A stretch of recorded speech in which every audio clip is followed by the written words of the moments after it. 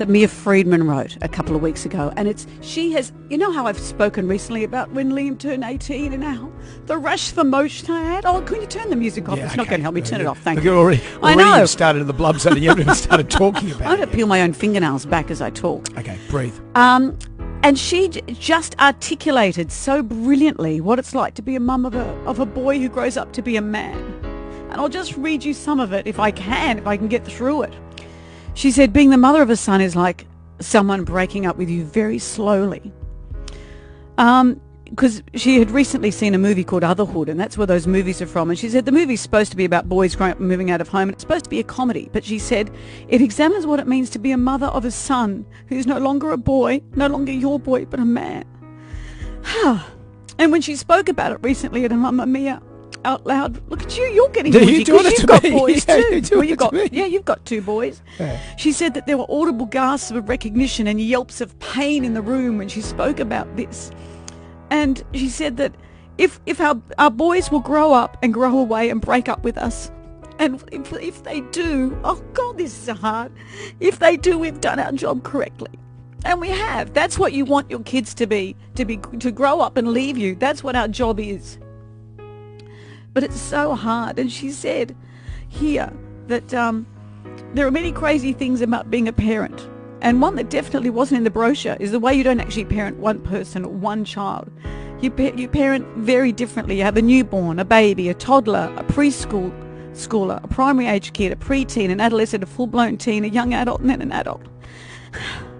And they all answer to the same name, and they all call you Mum. And you never notice. I can't even read it on Brace Mum. You never notice the inflection point where one morphs into the next. You never get... Now I've got the snot. Okay. You never get like how you do your commentary as this happens as well. She says you never get to properly say goodbye to all the little people who grow up because you don't notice the growing and the changing, except when Facebook sends you those bloody memory reminders that make me cry, she said, because it's like showing me the face of someone I can never see again. No.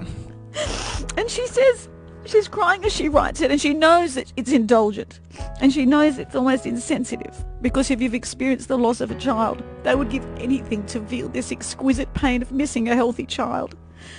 And she says, while I know they love us, their lives no longer spin around us. They don't no longer have their mother as their main axis. We are not the sun around which they spin. It'd be very weird if it were, she said, and I know that logically. And she goes on to say how great it is to have tall people in the house that can get down things from tall cupboards. And she says, it's an ongoing wonder to me that I grew one of my best friends in the world, one of the best men I know, in my own body. And I just thought that just sums up exactly how it is to have a child. I'm thinking a lot about this. How you know how to physically love a little baby, but when they're taller than you and they're giant units, how you can express your love for them as you watch them go. And it makes me miss my own mum, because she graciously let me leave home and I never said thank you, and she's not here anymore. So I thought just Mia nailed that absolutely, and I'm sorry I've blubbed. I just wanted to say, isn't this a great piece of writing? And you're I know. I know.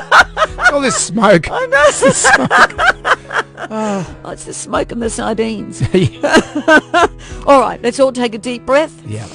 Well, all right, and if I've made you cry this morning, I'm sorry, but it's, Okay, take it and let's move on.